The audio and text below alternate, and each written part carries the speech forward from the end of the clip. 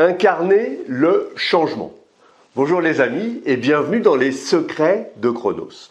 Je suis Thierry Doriot, votre coach en organisation et l'auteur de la méthode Chronos qui booste votre maîtrise du temps. Aujourd'hui, nous allons voir pourquoi vous aussi, vous pouvez incarner le changement.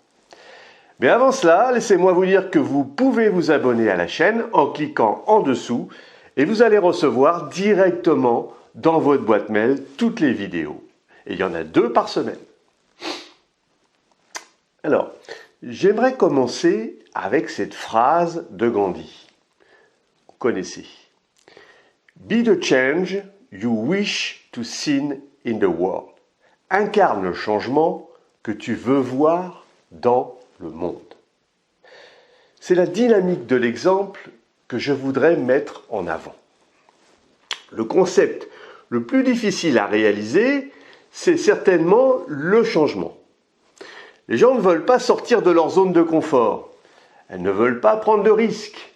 Ont peur du changement. Alors, quand vous leur demandez de changer, vous leur demandez de remettre en cause leur système, leur façon de penser. Évidemment, ça engendre des peurs et des frictions pour avancer vers l'inconnu. Alors, je voudrais vous donner les clés pour incarner le changement, pour donner l'exemple et inciter les gens à passer à l'action. La première façon d'être un exemple, d'être une source d'inspiration pour les autres, c'est de s'entretenir pour véhiculer une énergie forte et impactante.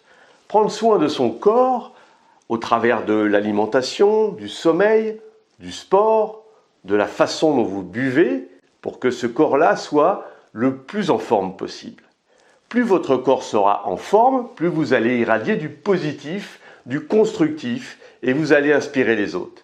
Quand vous êtes fatigué, que vous vous alimentez n'importe comment, que vous dormez mal et que vous ne pratiquez aucun sport, vous êtes négatif. Vous broyez du noir. Et vous voyez les événements de la vie comme des problèmes insurmontables. La deuxième façon d'incarner le changement, c'est d'être générateur de positif. Par votre sourire, par votre joie de vivre, par ce que vous allez dire, par les mots que vous choisissez, par votre voix, ou peut-être juste dans la façon d'écouter sincèrement quelqu'un d'autre. C'est fou l'impact de votre énergie intérieure sur les autres.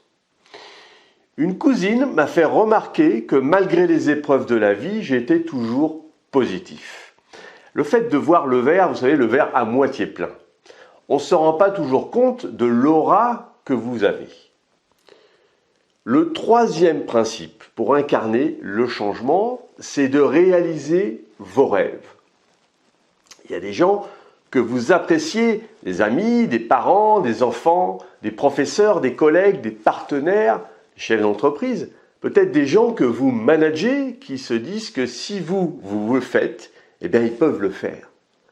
Donc le fait de réaliser vos rêves, de transcender vos peurs, d'aller plus loin, de ne jamais abandonner, de ne rien lâcher, est un moteur pour les autres. Pour moi, la quatrième façon, ce n'est pas la plus facile, mais qui pourtant peut faire une vraie différence. C'est d'être transformateur de difficultés, de soucis. Un magicien, quelqu'un qui prend les situations de sa vie, les difficultés de sa vie, et qui les transforme pour créer un cadeau pour soi et pour les autres. Ça veut dire que toutes difficultés qu'on vit vont nous permettre d'être un exemple pour les autres, et peu importe ce que vous allez vivre, vous pourrez vivre une faillite, un licenciement, d'être trompé, d'être attaqué, d'être critiqué. C'est votre réaction par rapport à l'événement qui va vous permettre de rebondir en face de toutes ces situations. Je ne suis pas en train de dire que c'est facile, ni que c'est agréable, ni que je le souhaite à quiconque, bien entendu. C'est pas du tout ce que je souhaite. Mais est-ce qu'on est les seuls à vivre ce genre de difficultés? Ben non. Pensez à l'équation. E plus A égale R. E, c'est les événements de votre vie. A, l'attitude que vous avez par rapport à ces événements. Et R, les résultats. vous allez connaître de merveilleux résultats en ayant une réaction positive, même si sur le moment vous pestez de ce qui vous arrive. La cinquième chose, je vais finir sur cette phrase de Gandhi. Je suis cohérent quand ce que je dis, ce que je fais et ce que je pense sont alignés. Un exemple, si vous parlez d'investissement immobilier qui rapporte et que vous avez fait du Pinel, vous n'êtes pas la personne de référence. Parce que même après votre vie, vos idées, vos réalisations, ce que vous avez construit et construit pour le monde, cela restera. Votre enveloppe corporelle ne restera pas, mais ce que vous aurez fait pour impacter le monde et les gens que vous aimez restera.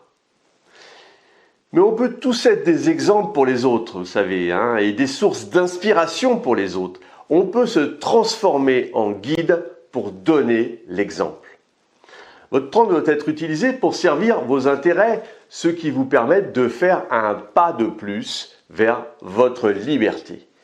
Êtes-vous un exemple pour vos proches? Dites-le moi en commentaire. Voilà, alors si vous avez apprécié cette vidéo et puis vous pensez qu'elle pourrait aider d'autres personnes, mettez un pouce bleu, partagez ce contenu. Et puis pour vous focaliser sur vos actions, il est nécessaire de prendre du recul.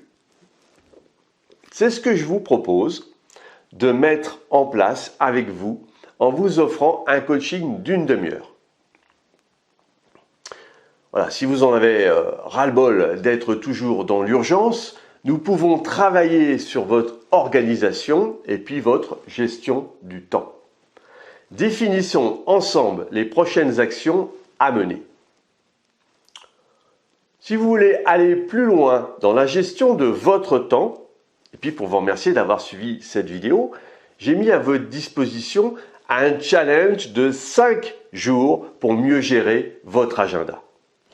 Alors, retrouvez-moi sur le site internet www.lessecretsdechronos.com. À très vite les amis.